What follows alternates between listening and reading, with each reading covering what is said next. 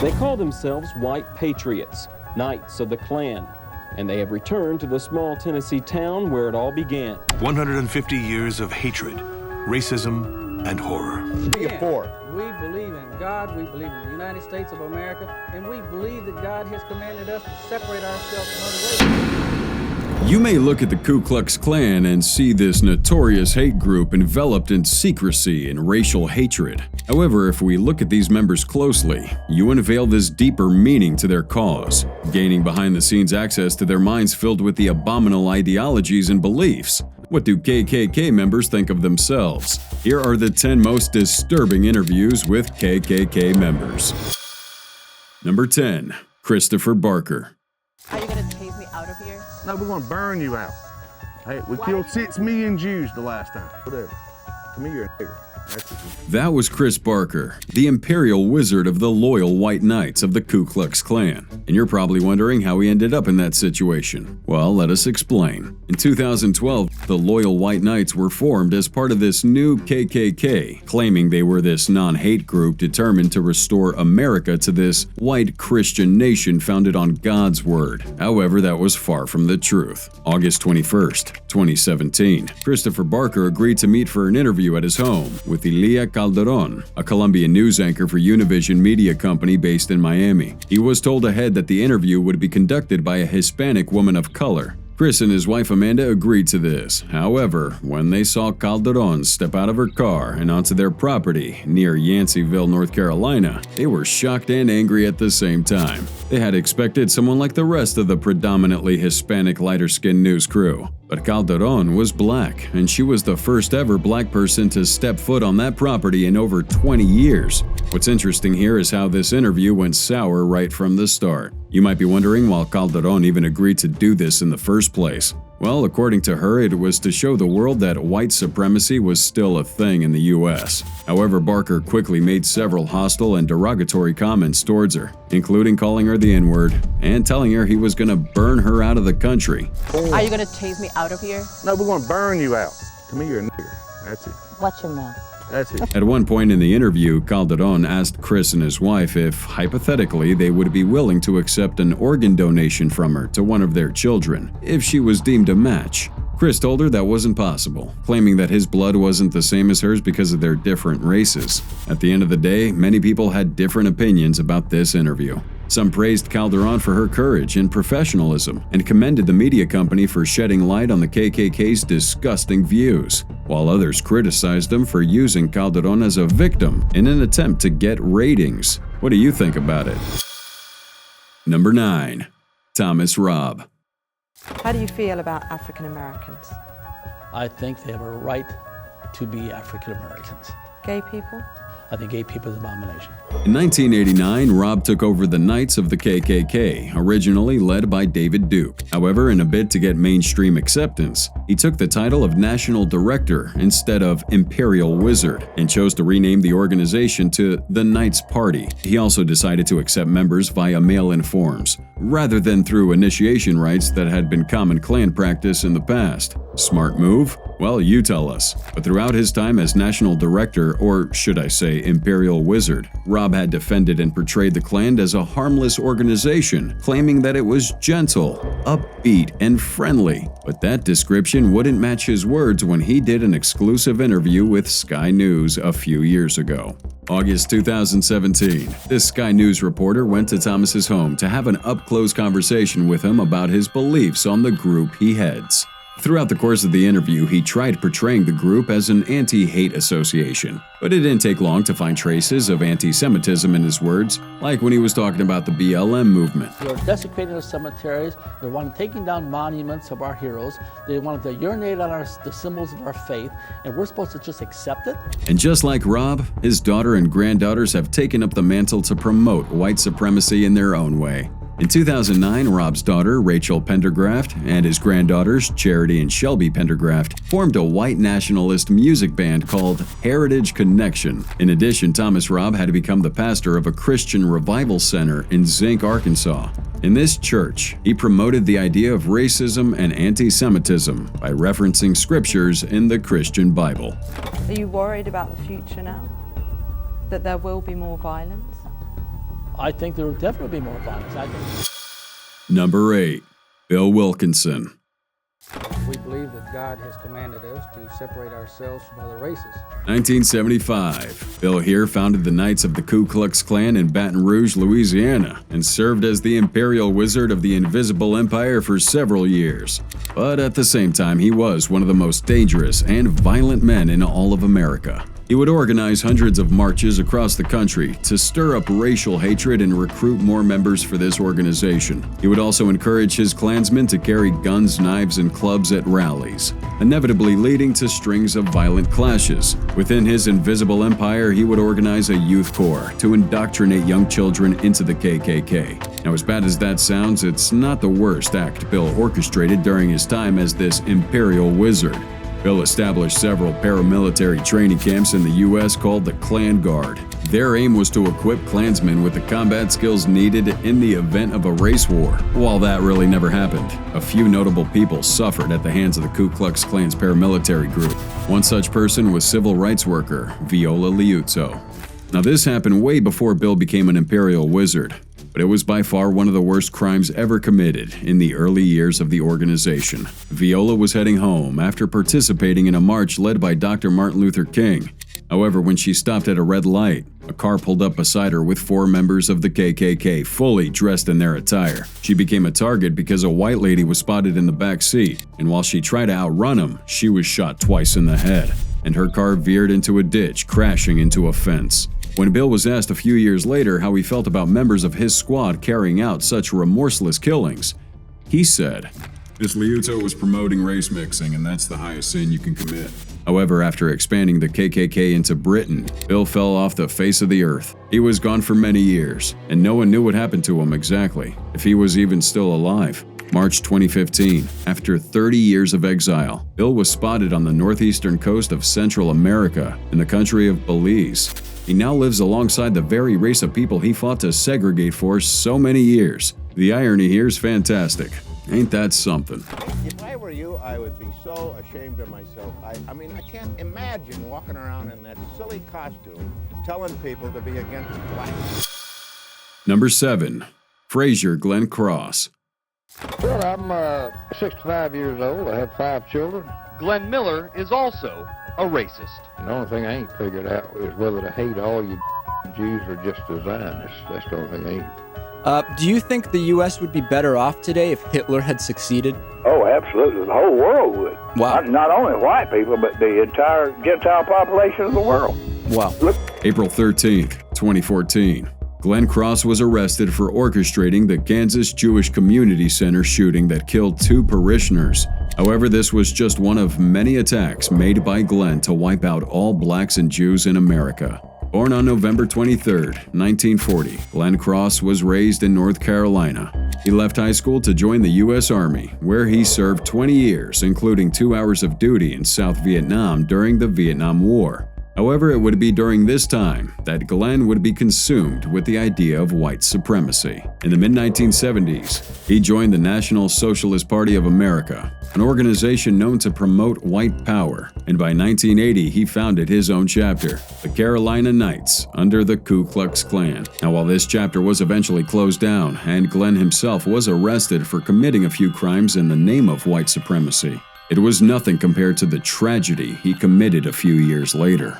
April 6, 1987. A typewriter letter titled Declaration of War, signed by Miller, was mailed to 5,000 recipients in North Carolina.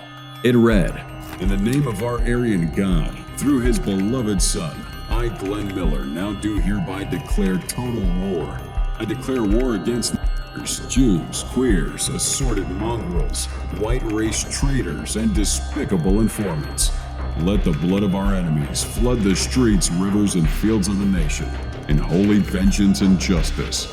That made Glenn a threat to not just the people in North Carolina, but the entire country. Subsequently, authorities were able to burst down his hideout before he could launch this attack. What they found inside this place was even more disturbing. C4 plastic explosives, pipe bombs, hand grenades, fully automatic M16s, semi-auto AR-15s, pistols, crossbows, and around a half a ton of ammunition were just some of the despicable items Glenn and his crew had purchased. Indicted with tons of federal crimes, he was only given a 5-year sentence. Some members of the public felt he deserved more prison time for trying to murder hundreds of innocent people. However, it was later said that the FBI ended up using him as an informant, hence that minimal sentence. One twisted story in there is Glenn actually engaged in sexual acts with a black cross-dressed male prostitute in a vehicle and wasn't arrested due to his status as a CI. But anyway, after serving time in prison, he tried to get back on the whole white supremacy movement, but not a lot of people paid any more attention to him, stamping him as a traitor. So to prove his worth, Glenn committed one of the most heinous crimes against humanity. But this time he paid for it. April 13, 2014.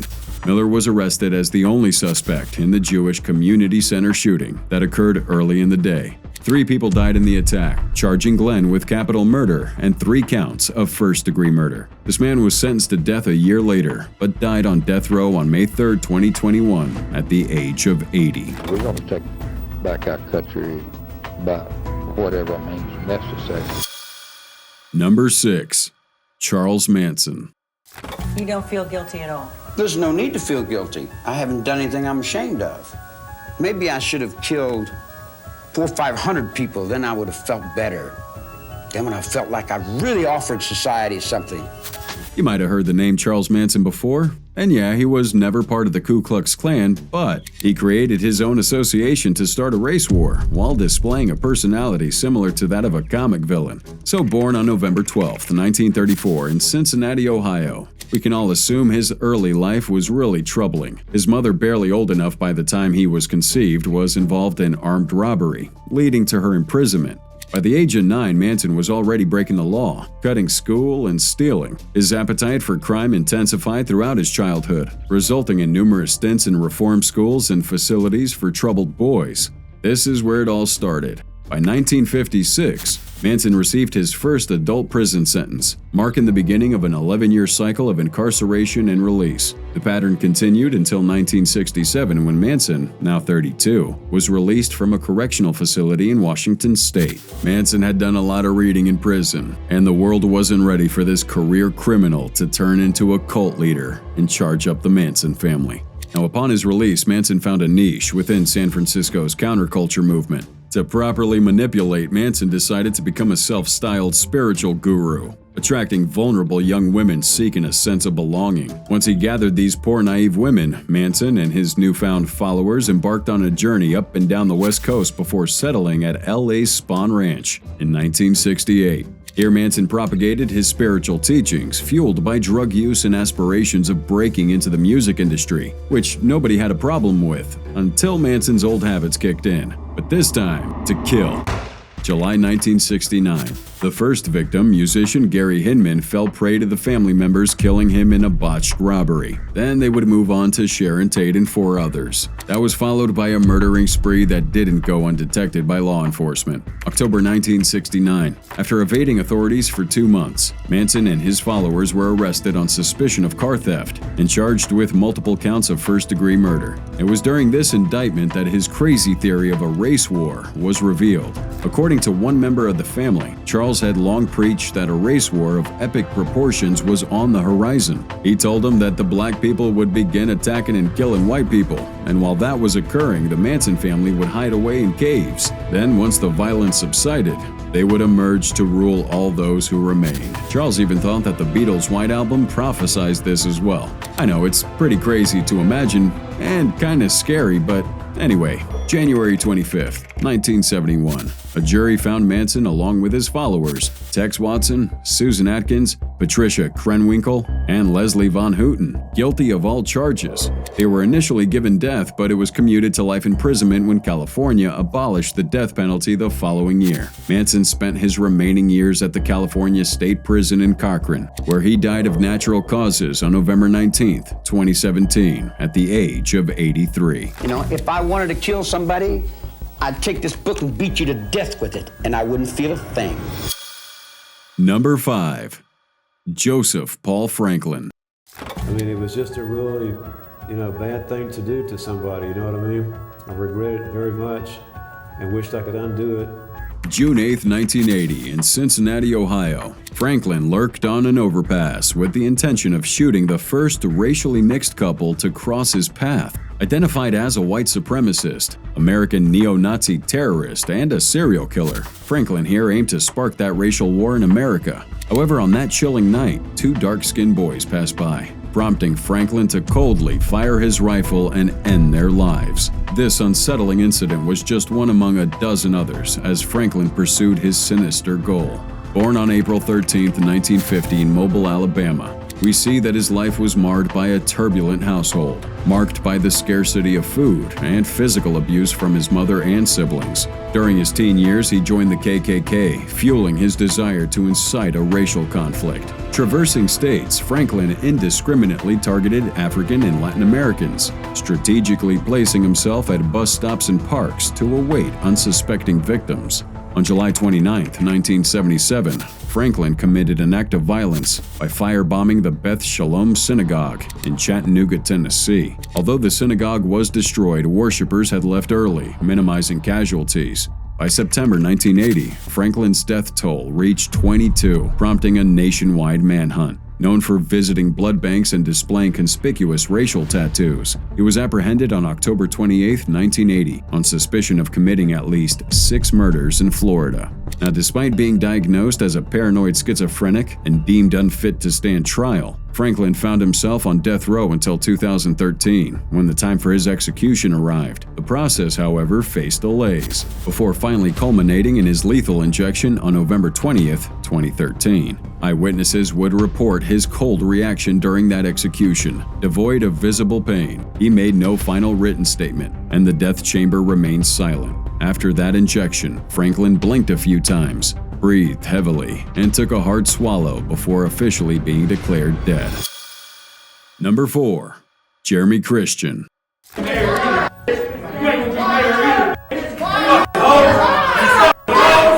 That was Jeremy during his trial for committing crimes as a member of the KKK. Mr. Christian received a life sentence without the possibility of parole for the murder of 2 passengers on a MAX train in May 2017. The victims, stabbed to death, were targeted after Jeremy verbally abused 2 girls, an African American and an immigrant from Somalia. According to a witness, Christian unleashed a disturbing tirade encompassing Muslims, Christians, and Jews dying, along with referencing to beheadings before shouting, "Go home, we need Americans here." In response, a commuter named Namkai Meche attempted to record the incident on his phone, prompting Jeremy to snatch and destroy it, also leading to this physical altercation with Jeremy pulling out a knife and fatally stabbing Namkai Meche and a 53-year-old bystander named Ricky Best.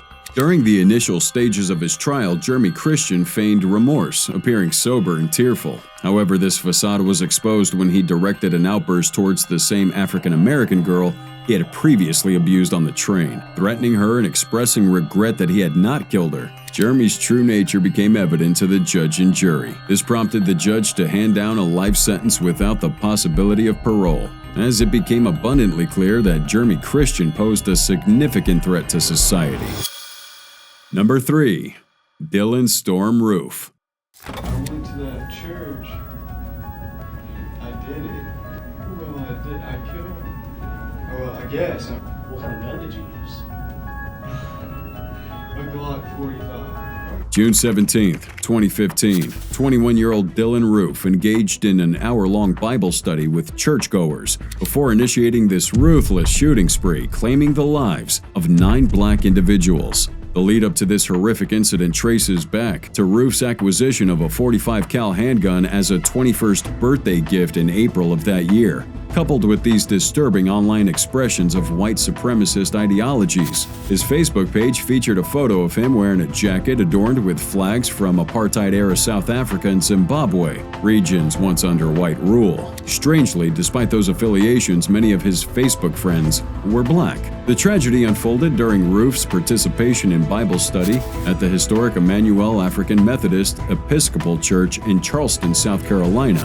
Now, without warning, he began firing, reloading 5 times despite pleas to cease fire. A survivor who miraculously escaped the attack recounted Roof's chilling words as he shot at the victims. He said, I have to do it. You rape our women and you're taking over our country. Interestingly, Dillon had been arrested twice that year for a drug offense and trespassing at a shopping mall. Moreover, there were no records of his high school graduation in the 2 districts he attended. During the incident, he callously took 9 lives and injured about 5 others.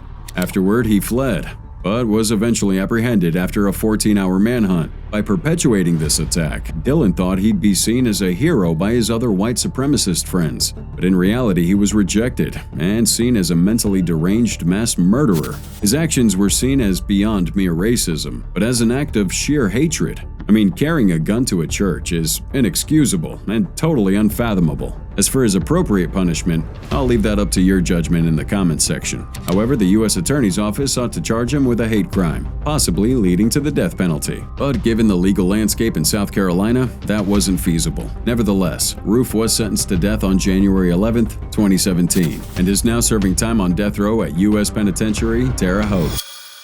Number 2. Edgar Ray Killan. June 1964. During the Civil Rights Movement, 3 civil rights workers were killed by members of the KKK. The instigator was none other than Edgar Ray Killan. Edgar here was born on January 17, 1925 in Philadelphia, Mississippi, as the oldest of 8 children. He started off as this ordinary sawmill operator and a part-time Baptist minister. However, when he joined the KKK, everything changed. He became a Cleveland recruiter and organizer for the Neshoba and Lauderdale County chapters of the organization. Then during the Freedom Summer of 1964, James Chaney, a young black man from Meridian, Mississippi, along with Andrew Goodman and Michael Schwerner, 2 Jewish men from New York, were ruthlessly murdered in Philadelphia. They died at the hands of a group of armed men assembled by Killan and ordered by the Grand Wizard of the local White Knights, Samuel Bowers. But here's the crazy part. At the time of the murders, the state of Mississippi almost made no effort to prosecute the guilty parties. It was only after numerous petitions that they arrested Killan and his associates. But to no one's surprise, there was an all-white jury, acquitting them, and they were released. But there's a bigger twist still to come. January 2004, 40 years after the incident, a multiracial group of citizens set out to seek justice for the 1964 killings. They were able to uncover substantial evidence that was eventually used to indict Killan. He was ultimately found guilty of 3 counts of manslaughter and was handed a 60-year sentence, 20 for each count. Obviously, he was pretty old at this point, with everyone fearing he wouldn't make it out, including Killan himself. So he wrote a series of letters telling stories of the horrifying acts he committed during his time with the Ku Klux Klan. He also confessed to 32 different murders, along with some other disturbing things we can't say on YouTube. January 11, 2018. Killan died at the Mississippi State Penitentiary in Parchman, Mississippi, 6 days before his 93rd birthday. And number 1. David Duke. David Duke has been repudiated by his party, vilified by his opponents, exposed as a racist in this TV commercial. My victory. David Duke might be recognized as a reputable politician in the U.S., but he only attained that status after years and years of trying to cover his roots as a former Grand Wizard of the Knights of the Ku Klux Klan. Born in 1950 into a middle-class family in Tulsa, Oklahoma, Duke faced a tumultuous upbringing. His mother would battle alcoholism and pill addiction, while his father's frequent absence would leave him in a troubled home. At school, he would get bullied by his peers and was taunted with condescending names like Puke Duke. However, the trajectory of Duke's life took a dark turn at 14, when he became involved in far-right politics and began attending meetings of the Anti-Integration Citizens Council of America. From there, he became obsessed with racist and Nazi literature, with his classmates even citing a Nazi flag in his backpack. It did raise concerns amongst his teachers, and this would be just the beginning. In 1968, Duke enrolled at Louisiana State University and continued his neo-Nazi activities, gaining notoriety for hanging posters of Nazi figures in his dorm room. He also opposed civil rights and supported pro-Nazi sentiments. And if that wasn't bad enough, he would decide to take the KKK mainstream by founding the Knights of the Ku Klux Klan in 1974. And if there's one thing he's known for during this period, it was his attempts to broaden membership by admitting women, Catholics, and teens. But it was also at this point that things started to change. Duke found himself under public scrutiny for embezzling funds designated to the Klan. This, among other reasons, made him step down from leading the Klan and also distance himself from them. In a compelling twist, he entered politics as a conservative Democrat. He's been active since the 1980s, with of course a few rumors of his dirty pursuit of women and money. Some say he's a changed man, while others contend that he's using politics to conceal his shady past. Regardless of which side holds true, we can't help but emphasize the importance of building a future where every voice, every color, and every person matters to us as a people. Remember that these activists are motivated by a sense that their actions are all that stands between them, their families, and the end of the world. Good will overcome evil. Right will overcome wrong.